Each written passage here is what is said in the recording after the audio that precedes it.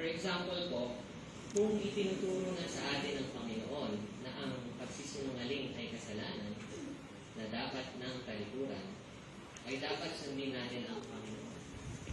Katulad ng isinulat ni Apostle Paul sa Colossians chapter 3, verses 9 to 10. Ang sabi po ni Apostle Paul, do not lie to each other. And sa Proverbs chapter 6, verses 16 to 19, kung alam na natin na ang lying o pagsisinungaling ay kasuklam-suklap sa Diyos, ay iwasan na natin ang pagsisinungaling. Sa Acts chapter 5, verses 1 to 11, mga kapatid, we will read about the couple Ananias and Sapphira. They sold a piece of property at yung money na galing sa ibinentang property na yun ay sinabi nilang ibibigay nila sa church. Pero nagsinungaling po sila. Minis-declare po nila yung ibibigay nila sa mga apostol sa church because they kept back part of the money for themselves. As a consequence of their sin, God punished them. Unang namatay instantly si Ananias, and then later si Sapphira. She died instantly. And then great fear seized the whole church and all who heard about these events. Another example po mga kapatid, ang inuutos sa atin ng Panginoon na let us not give up meeting together, as some are in the habit of doing, but let us encourage one another, and all the more as you see the day approaching. If we deliberately keep on sinning after we have received the knowledge of the truth, no sacrifice for sins is left, but only a fearful expectation of judgment and of raging fire that will consume the enemies of God. You can read that in Hebrews chapter 10, verses 25 to 27. Kapag sinasabi natin nakikilala natin ang Diyos at alam natin ang Kanyang utos, ay dapat po nandito tayo. Nandito tayo sa worship service every Sunday. Kung may mga pagkakataon na hindi tayo pwede maka-attend ng worship service sa morning, ay pwede tayong mag-attend ng evening worship. Of course, mga kapatid, there can be a time na it is beyond our control. Kaya hindi talaga tayo mag-attend. Like, merong emergency sa family, or may malubhang sakit, mga examples na gano'n. Alam naman yan ng Panginoon. Pero, kung capable naman talaga umattend ng worship, pagkatapos ay he or she decided not to attend, or sinadya na huwag umattend, yun po ang masama. If we truly love God, then we will be here every Sunday to worship God, to give thanks and praise Him. The Lord Jesus said in John chapter 14, verse 15, if you love me, you will obey what I command. Sa Tagalog po, kung ako'y inyong iniibig, ay tutuparin ninyo ang aking mga utos. Di ba po ang utos ng Panginoon sa atin ay huwag nating pabayaan ang ating pagkakasipon na gaya ng ugali ng iba. Kundi mangangaralan sa isa't isa, at lalo na kung inyong namamalas na nalalapit na ang araw. Kung tunay po natin iniibig ang Diyos, ay tutuparin natin ang utos niya na huwag nating pabayaan ang pagtitipon tuwing linggo. Saka po, reminder po sa atin lahat itong next na i-discuss ko po, mga kapatid. Sa pagkakaalala po ninyo, mga kapatid, anong oras po talaga ang napagkasunduan natin na start ng worship service every Sunday? Sige nga po, ano yung napagkasunduan? Magtatali si Sister Eden, 8 o'clock. 8 o'clock, 8 a.m. ang start. Yun po ang ating napagkasunduan, di ba po? Pero na-observe niyo po ba sa maraming linggo na nagdaan, anong oras tayo nagsisimula?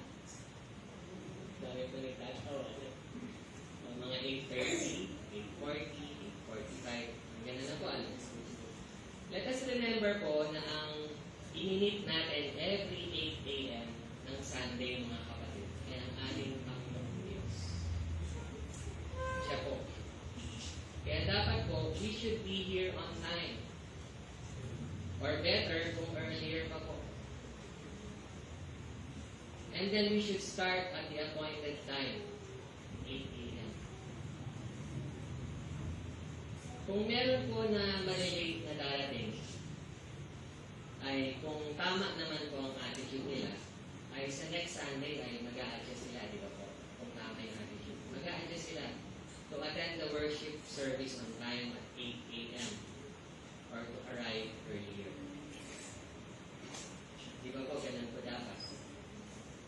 Kung sa mga pinupuntahan natin na meron tayong kadate, sa mga tinata dito, sino po ba yung mga nakikinig? Diba? Pag meron kang kadate, or sa mga pumupunta ng okasyon, like birthdays, anniversaries, Thanksgiving party, etc. Ay excited tayo na pumupunta and we arrive early or on time.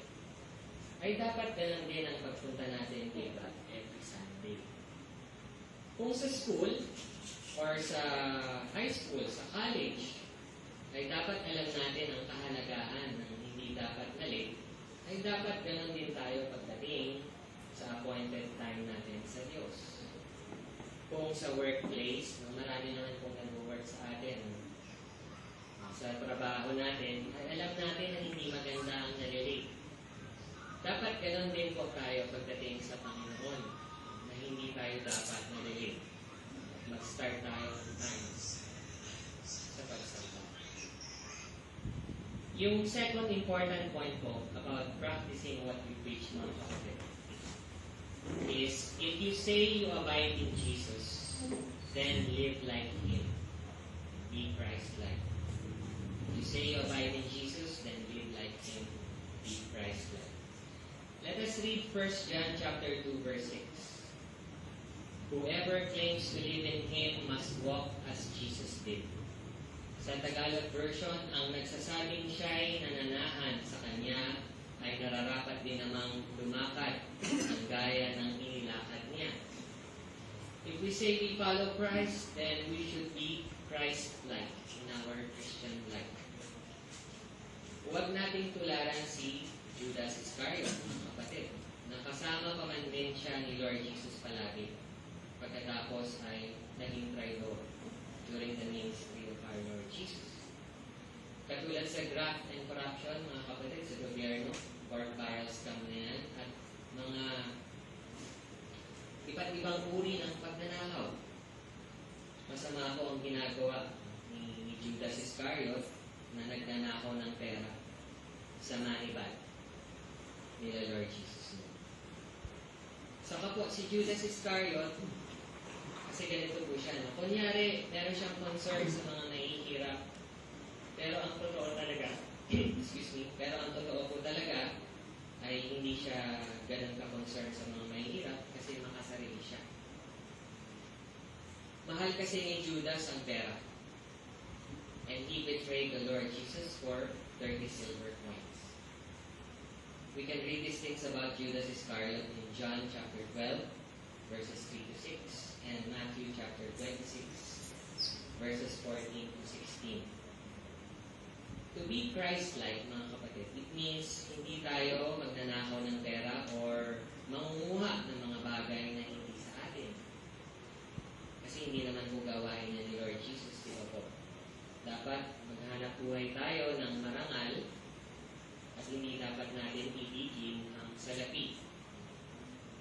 Di ba po kasi pag iniibig na yung salapi, yung result yan ay mas maraming kasalanan.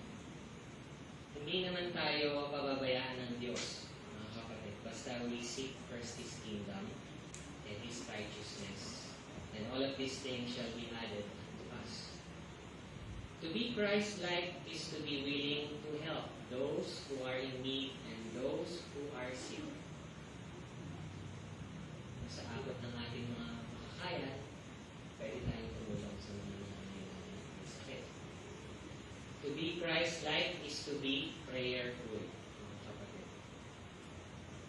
Laging nakikipag-communicate at nagpapasalamat sa Diyos. Laging humingi ng tulong at gabay sa Diyos. At laging nagbibigay pagpupuri sa Diyos. To be Christ-like is not to be a drunkard. Yan, isang reminder po yan sa ating lahat mga kapatid. Kasi marami na rin po akong mga nababasa din. Pag Sunday, nagulog, tapos sa ibang araw, pag nayaya ng mga barkada, nayaya ng mga kaopisina, na uminom sa labas, makikipag-inom na ng beer, makikipag-inom na ng art, ng wine. Kasi ang katwiran nila, wala namang kasama dito ng Kristiyano. Wala naman nakakakita. Huwag naman kung gano'n. Kasi tandaan natin na nakakita tayo ng ating Panginoong Diyos. To be Christ-like is to be gracious whenever we talk. Hindi po yung nagmumura palagi. Hindi yung masasama palagi na lumalabas sa bibig. Kasi hindi naman po ganun ang ating Panginoong Jesus. To be Christ-like, dapat maging mapagpatawad tayo sa mga nagkakasala sa atin. To forgive those who sinned against us. Alam niyo po, nung ako ay nag-aaral ng college, yung mga kaklase ko ng high school, nagtatawagan pa rin kami, nag-uusap-usap pa rin. Nag-aaral po ako ng sa UP. Pero nagtapin sa klase namin, tumawag siya sa akin, kamustahan. Pagkatapos nagsumbong. Sabi niya, kasi nagkaroon sila ng financial problem, hindi siya makapagpatuloy ng kolegyo. Kailangan niya maghanap buhay para matustusan niya yung mga pangangailangan niya. Makapag-ipon din siya for tuition fee. On his way sa work, kasi nag-work siya sa isang restaurant. So on his way sa work, ayos siya, ang trabaho siya. Nakita siya ng isa naming kaklase. Iba kasi talaga yung ugali ng kaklase namin. Pinagtawanan daw siya. Tinuro-turo siya, tapos pinagtawanan. Pagkatapos, umalis. So, wala talagang purpose na kausapin siya at kamustahin. Ang purpose, pagtawanan siya. Kasi nagtatrabaho siya sa restaurant. So, nagsumbong yung mga klase ko na yun sa akin. Sabi ko sa kanya, patawarin mo na lang, Brad. Kasi iba talaga yung kaklase niya. Iba yung kaklase natin. Iba yung ugali niya. Patawarin mo na lang. Kasi Diyos mo na lang. Kasi nagtatrabaho ka naman ng maramay. Hindi ka naman yung nanakaw. Nagtatrabaho ka ng maayos. Kasi ako rin, nakaranas din ako ng hindi magaganda sa kanya. Kahit nasa section 1 na ako noon, nakasama na kami sa section 1. Kaya nasa top 10 ako noon, wala. Dinadown niya ako. Tapos isa rin siya doon sa mali yung attitude. Ang dami namin nag-take ng UPCAT, ng entrance exam sa UP. Isa siya doon sa mga nakikipag-high five, premature, yung tinatawag na premature celebration. Na pare, kita-kita tayo sa UP, ganyan. Anong course mo? Nag-uusap-usap sila ng group na yun. Samantalang ang ironic, mga kapatid, kami yung mga nakapasa later on, kami yung tumahimik lang. Kasi ang attitude namin, mahirap maging assuming, lalo na kung hindi mo pa alam yung result ng UPCAT. Including our valedictorian, hindi rin siya nakikisa doon sa mga premature celebration. Kaya naman, nung lumabas na yung result ng UPCAT na passers, mabibilang niya lang sa mga daliri sa isang kamay niya kung masasabatch na. Eh, hindi mo makikita yung mukha ng paklase namin. Ito talaga yung problem. So, kaya sinabi ko sa kanya, doon sa kaklase ko, basta Diyos mo na lang yan, Brad, patawarin mo na lang yung kaklase natin. And then move on. Ngayon, kung makikipag-usap siya sa atin ulit, tsaka mo na lang siya sabihin, i-correct mo siya. Pero kung ganyan ang ugali niya, huwag mo nang pipilin. Basta ikaw, magtrabaho ka ng bago. Ano pa pa mga kapatid? To be Christ-like, ay dapat humble tayo in obedience to God, our Father in heaven. Humble in obedience. To be Christ-like, dapat practicing natin yung discipline or yung self-control natin. Kung alam natin na merong nagsasabi sa atin or nag-attempt na mag-influence sa atin na gumawa ng masama, hindi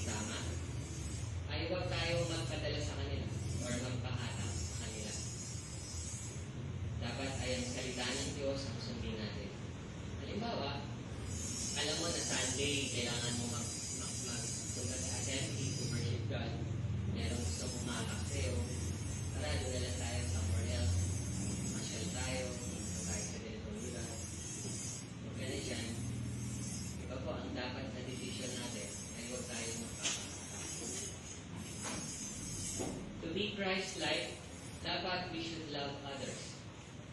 Ito po ang magiging focus natin sa next important point.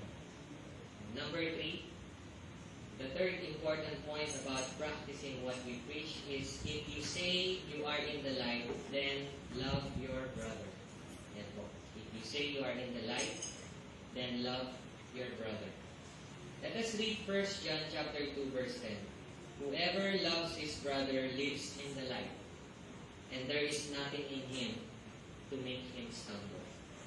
Sa Tagalog version, ang umiibig sa kanyang kapatid ay nananahan sa liwanag, at sa kanya'y walang anumang kadahilanang ikaiiso. Let us also read what the Lord Jesus commanded us in John chapter 13, verses 34 to 35. A new command I give you, love one another. As I have loved you, so you must love one another. By this all men will know that you are my disciples, if you love one another. Isang bagong utos ang sa inyo'y ibibigay ko, na kayo'y mga ibigan sa isa't isa, na kung paanong iniibig ko kayo, ay mga ibigan naman kayo sa isa't isa. Ito yung Tagalog version. Sa ganito'y makikilala ng lahat ng mga tao na kayo ay aking mga alagad, kung kayo'y may pag-ibig sa isa't isa. Bibigyan ko po kayo ng mga examples kung gaano po kahalaga ang Kristiyanong pag-ibig. Dahil po sa Kristiyanong pag-ibig ay nagtiyaga na magturo sa akin noon si Brother Willie Franco at pati na rin si Brother Buddy Boone. Tumutulong din sa pagtuturo sa akin. Dahil po sa Kristiyanong pag-ibig, patuloy po ako ni-encourage ni Jenny na magpatuloy mag-aral ng salita ng Diyos. At dumating po ang time na nag-decide ako na maging Christian. Sumunod po ako sa plan of salvation at nagpabautismo po ako at the age of 29, mga kapatid. That was 14 years ago. Hindi po naging madali para sa akin noong mga panahon na yun. Dahil at the age of 29, hindi biro ang talikuran ang lahat ng mga tradisyon at mga nakasanayan kong gawin simula pa ng bata sa pinanggalingan ng religion. Ang isa pa po na naging encourager sa akin noon ay naging elder natin siya sa church. Siya po ay si Brother Deo Peseo.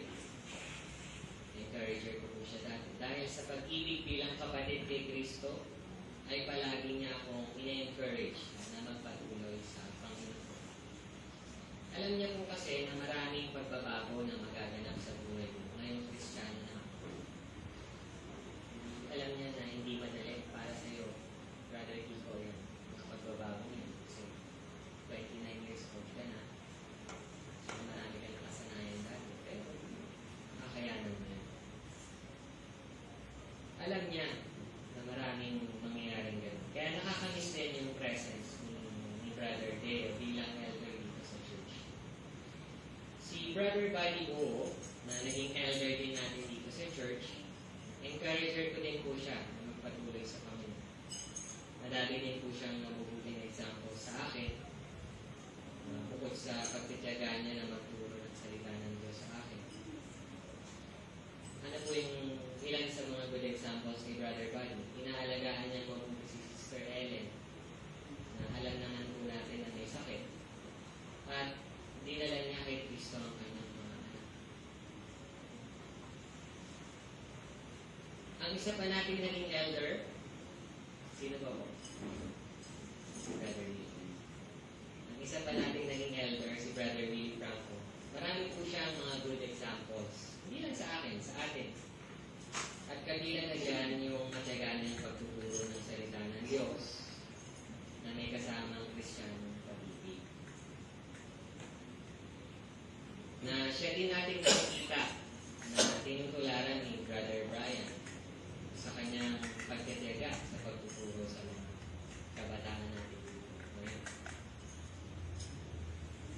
Naalala ko po nung nag-lecture dito si Brother Ken Wilkie about the Christian's hope.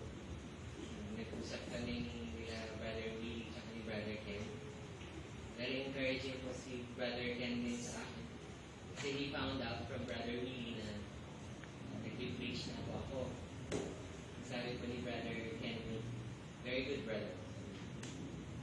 you should eat.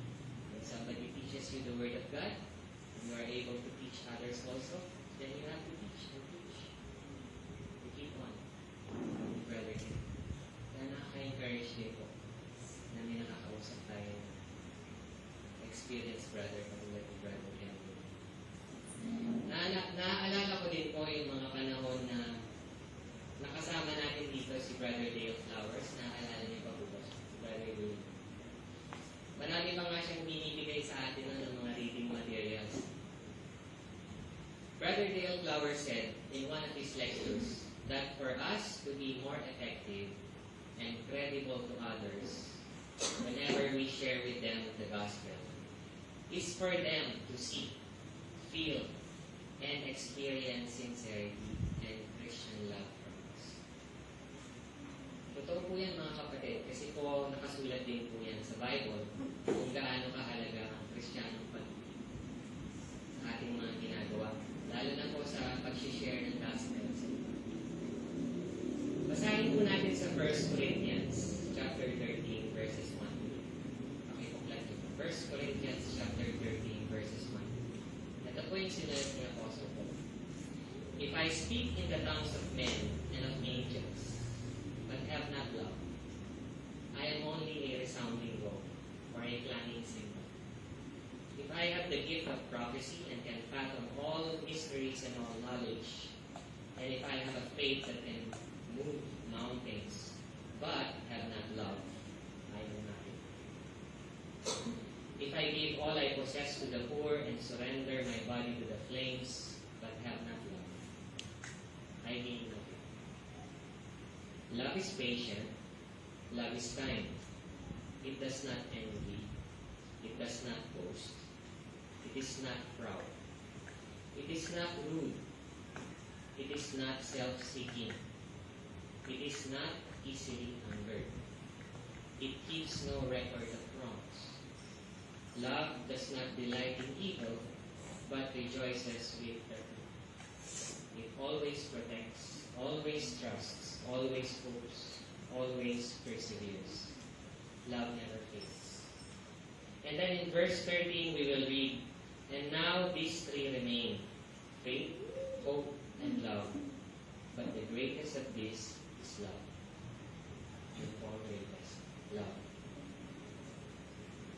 Naaalala ko po yung tinuro na example sa atin ni Brother Jimmy Fuentes na kapag nagtuturo daw po tayo ng salita ng Diyos sa ibang tao, ay dapat gentle at mayroong Kristiyanong pag-ibig. Kasi siya po marami daw po siyang halalang manok sa kanilang tahanan. Binigay niya example yun. Na subukan mo kaya na magpakain sa mga manok mo. Subukan ka ng pagkain, tapos bigla mong gano'n. Iba to sa mukha yung pagkain. Ano sa tingin niyo? Lalapit kaya yung mga manok sa'yo o lalayo? Di ba po lalayo? Kasi wala pong wala pong gentleness. Walang pag-ibig. Kaya dapat gentle. Merong pag-ibig. Katulad din po yan sa mga teachers at mga professors natin kung tayo pa po ay nag-aaral pa. Ever wonder mga kapatid kung bakit mayroong tayong mga naging teachers na well-liked? At meron din tayong mga naging teachers noon na disliked? Di ba may mga ganun po? Di ba po yung mga well-liked teachers ay dahil maganda ang ugali nila sa mga estudyante nila? Yung bukod sa marami na tayong natututunan sa kanila ay approachable pa po sila. Saka fair sila na magbigay ng comments and grades sa atin. At yung marunong mag-encourage sa mga estudyante na pagbutihin pa nila yung kanilang pag-aaral. Pagkatapos, on the other hand, yung mga disliked teachers naman, ay usually ang description sa kanila, masungit pala, ano pa, terror, nang papahiya ng mga estudyante sa klase, hindi sila approachable, pinaparamdam ng mga teacher na ganyan sa mga estudyante nila, tanga-tanga ng mga estudyante, saka hard to please na nga sila nung mababa pa magbigay ng grade.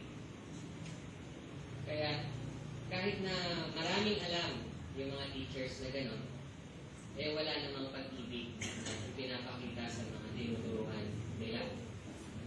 Ay para lang silang maingay na simbal or gong. Sabi na po yung apostle ko. Kaya po, ang life or ang gusto ng mas maraming responsableng estudyante ay yung teacher na marami ka nang matututunan ay meron pang pag-ibig.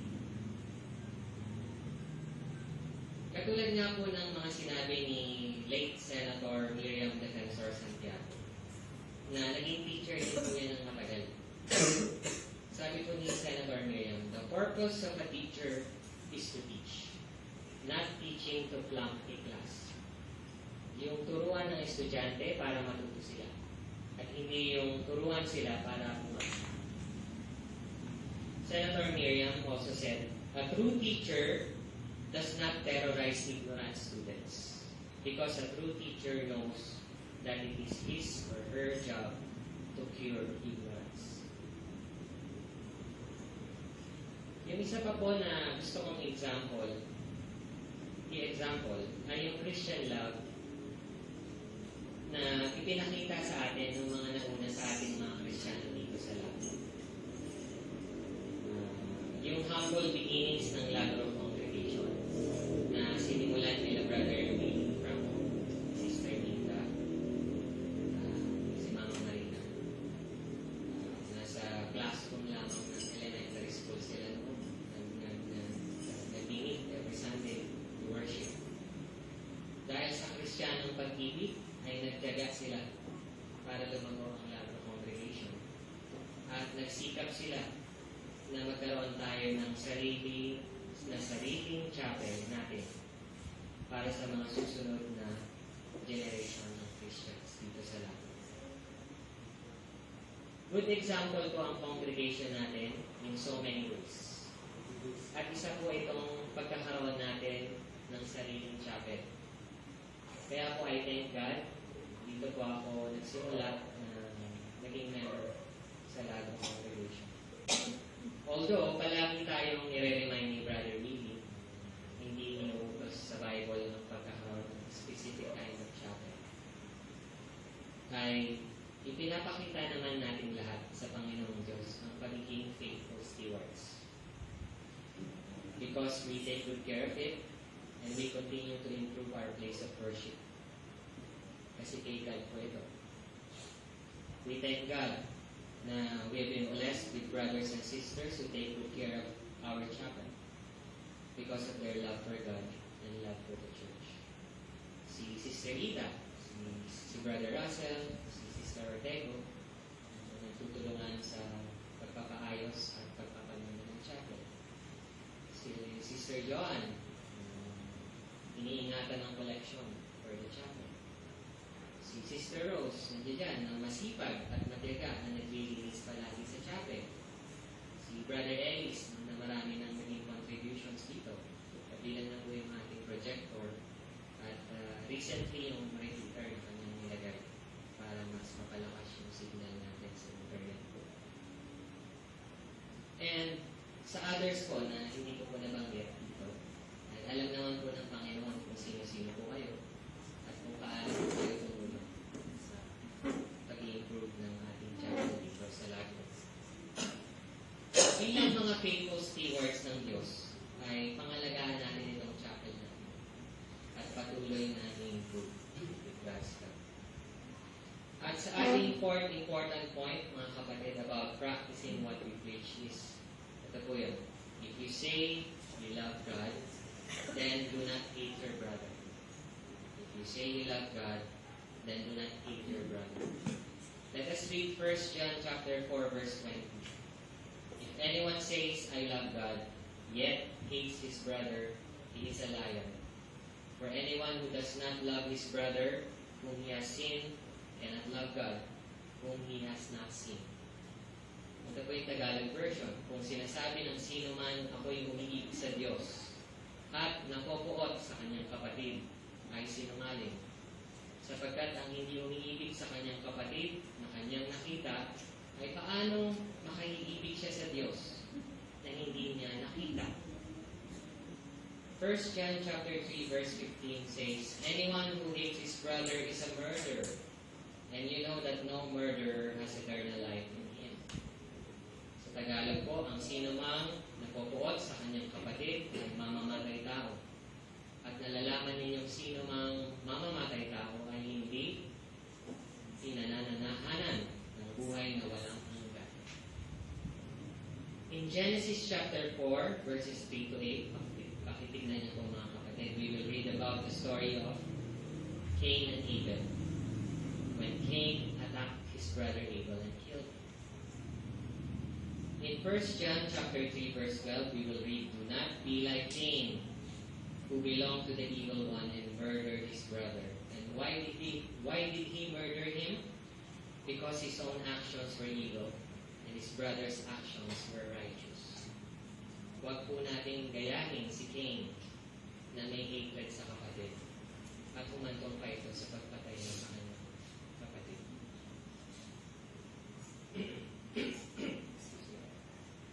Naikwento nga po sa akin ni Brother Willie noon na meron daw po tayong isang kapatid na ang sinasabi daw po ay, kung nandyan yung kapatid natin na yan, ay hindi ako pupunta dyan. Ganun daw po yung attitude. Ibig sabihin po ay may galit itong kapatid natin na ito sa isa pa nating kapatid, na kung nasaan ang isang kapatid ay hindi siya pupunta kasi galit siya sa kapatid na ito.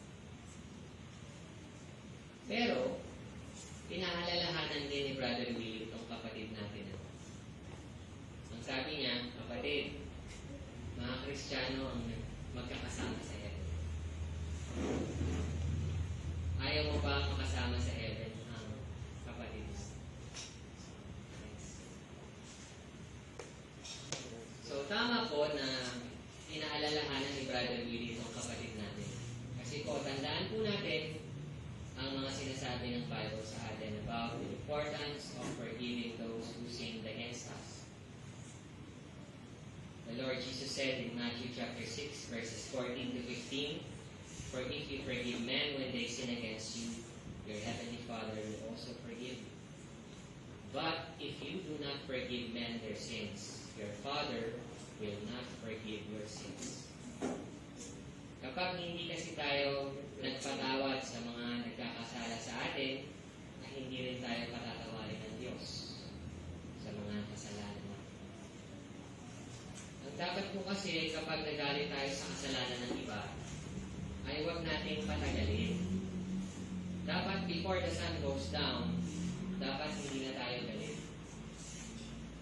Kasi kapag natulog ka na, nagalit ka, at pag-ising mo ay galit ka pa din, nakakasala ka na nun.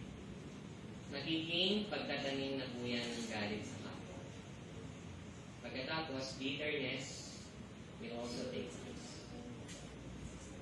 Basahin po natin sa Ephesians chapter 4 verse 26. In your anger, do not sin. Do not let the sun go down while you are still angry.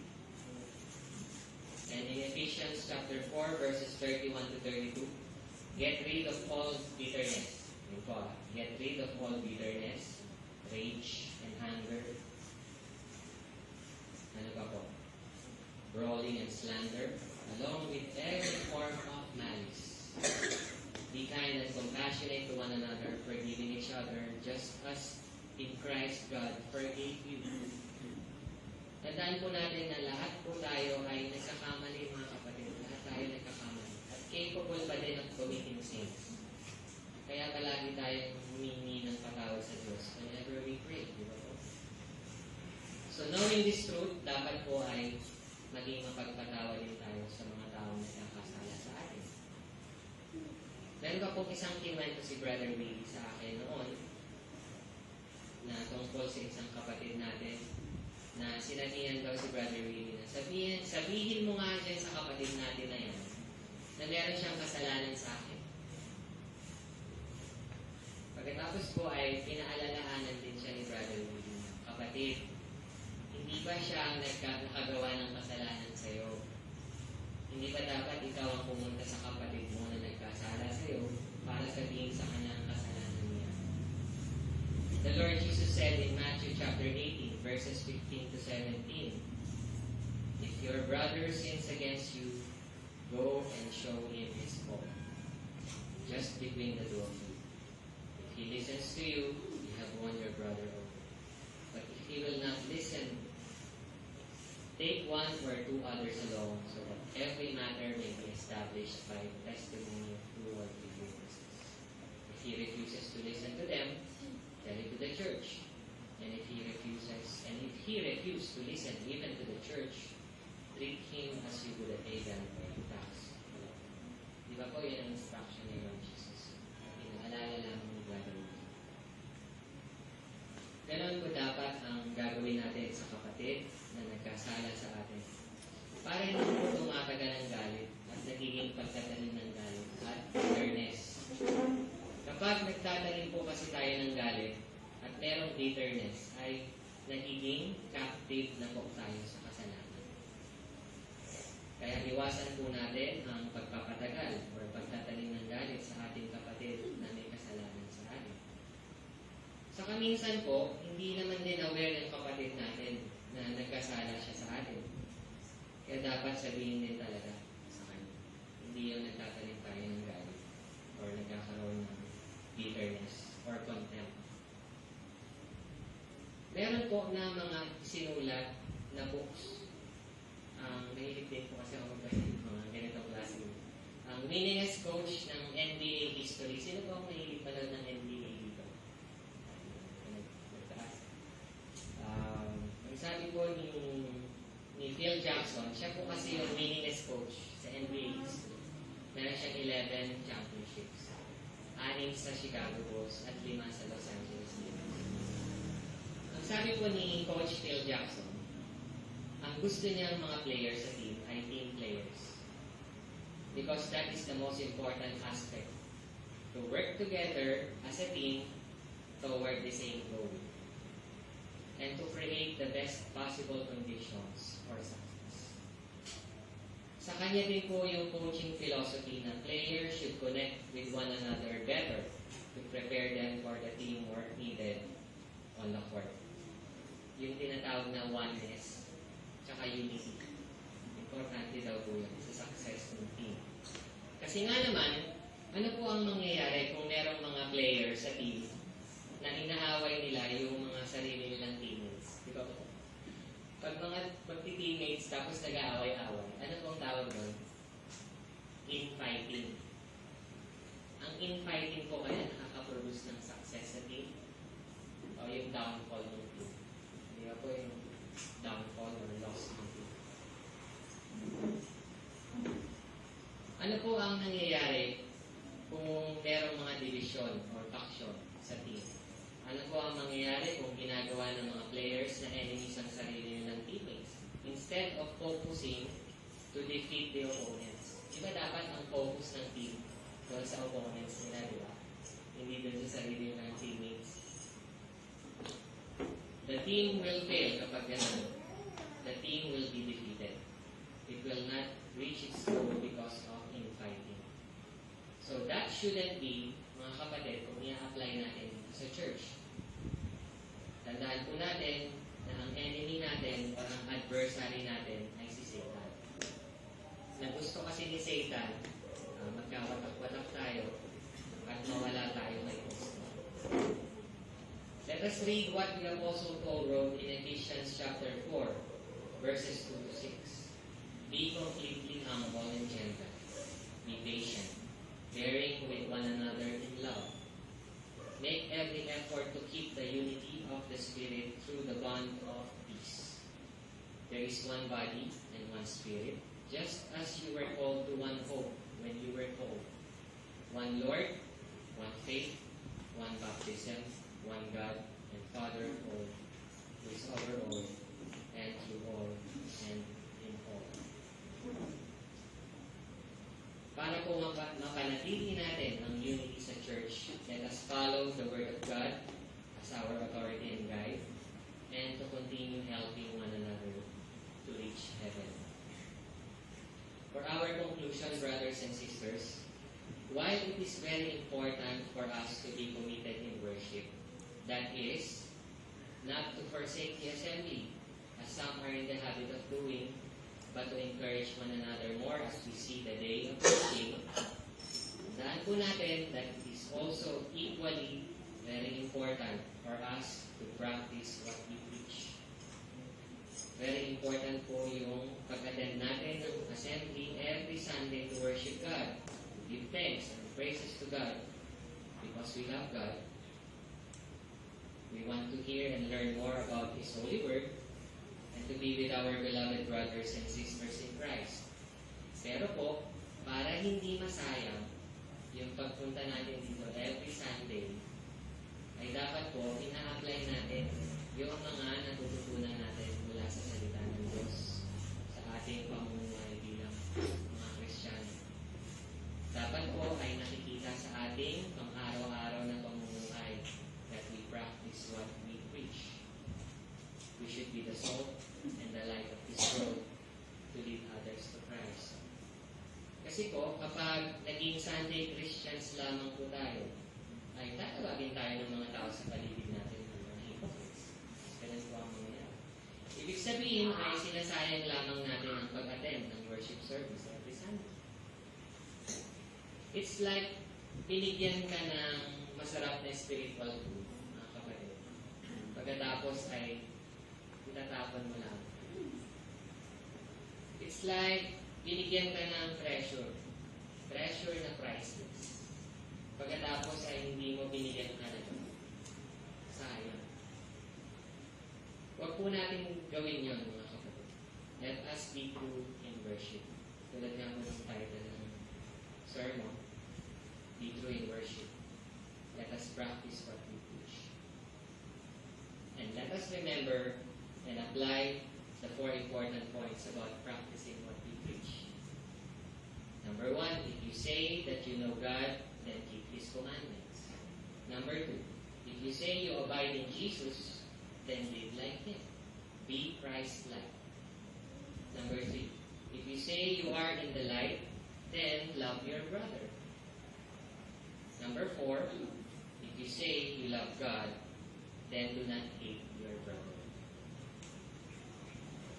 For our invitation, to all of our loved ones, friends, guests, and viewers in the internet who want to become Christians, the Lord Jesus is inviting you to hear the gospel.